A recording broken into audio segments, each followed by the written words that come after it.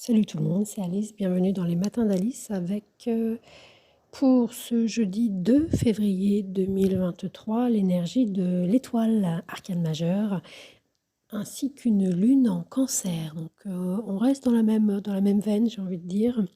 La lune en cancer, elle peut pas être mieux placée, d'autant plus qu'elle est quasiment pleine. Donc c'est une indication pour ce début février d'une pleine réceptivité, d'accueil à l'environnement, à ce qui se passe et une force, dans cet aspect-là de de de notre quotidien, de notre vie. On n'est pas mis à mal, au contraire, ça existe pleinement. Il s'agit notamment avec la lune en cancer, mais également avec l'étoile, d'une énergie qui appuie sur le fait qu'on a trouvé sa place dans le monde, qu'on se sente chez soi et qu'on se sente bien chez soi. On a trouvé ce pourquoi on s'est incarné. Voilà ce que raconte et l'étoile et la lune en cancer. Pas uniquement, on va développer un petit peu. Sur cet arcane-là, de ce tarot-là, l'étoile, c'est un personnage donc dans sa nudité, donc c'est-à-dire que ça indique une simplicité d'être et puis tout simplement peut-être le fait d'être et c'est tout, sans rien avoir à prouver. Au pire, l'énergie de l'étoile, elle va souligner le fait qu'on est constamment insatisfait et jamais content de ce qu'on a, alors que, on a de quoi malgré tout se réjouir. Si on se raccorde à la beauté, à la nature, à la générosité et non pas au gaspillage. Il y a toujours des nuances en tout. L'énergie de l'étoile, elle nous indique une journée du jeudi qui est, dans la communication inspirée, dans la communication un peu astrale, un peu comme un channeling. Justement avec une lune en cancer et une étoile, on est vraiment dans quelque chose, on reçoit des messages, des choses et on sait les choses, il y a quelque chose qui passe comme ça, on a les informations, on est connecté dans la terre, dans quelque chose de tout à fait naturel et puis ça passe par, de la gentillesse, de la douceur, quelque chose et du coup, il y a quelque chose quand même un peu de l'ordre de l'alignement parce qu'il y a de la beauté. C'est juste, il y a quelque chose qui se fait naturellement.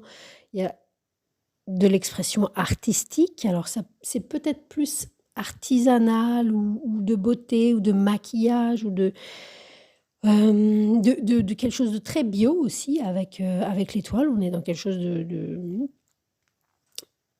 la nature, donc du bio et du respect de la nature. On peut éventuellement voir de l'astrologie évidemment parce qu'on a des étoiles. Il s'agit aussi avec cette nudité de quelque chose de l'ordre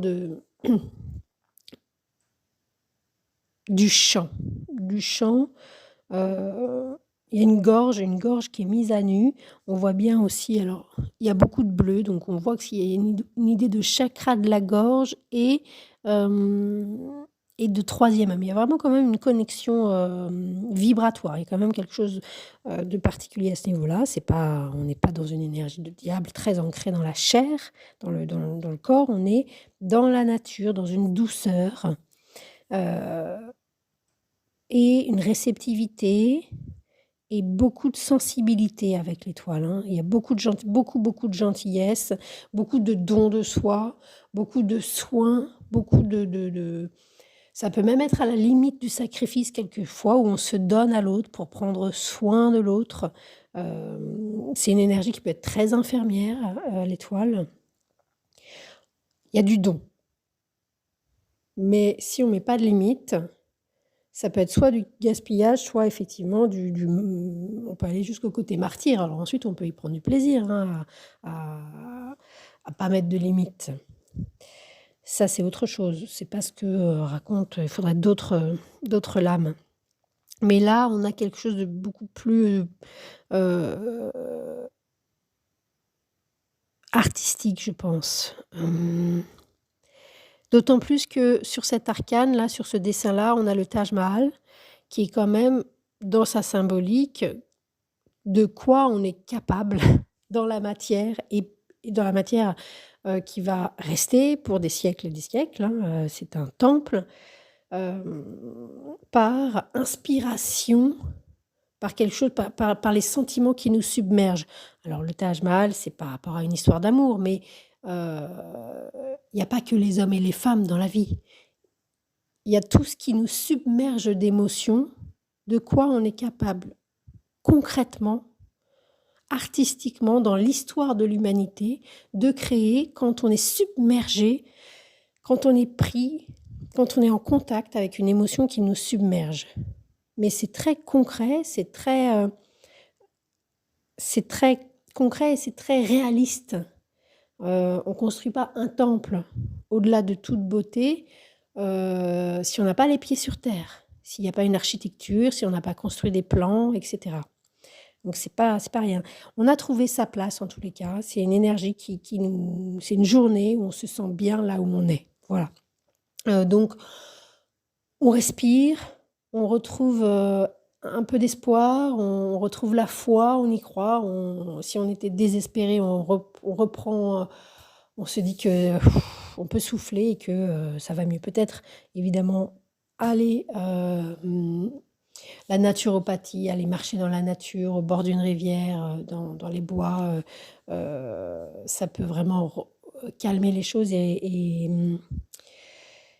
reprendre goût au fait d'exister et d'avoir été incarné ou de s'être fait et fait incarner.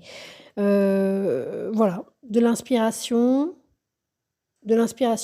l'idée de ce jeudi 2 février, c'est de suivre, heu, de suivre et d'être là où vous vous sentez le mieux. Voilà, on va faire une journée toute douce, on va faire en douceur. Voilà, c'est une journée de douceur et quand même de communication. Voilà, beaucoup de gentillesse et c'est une douce journée. C'était Alice.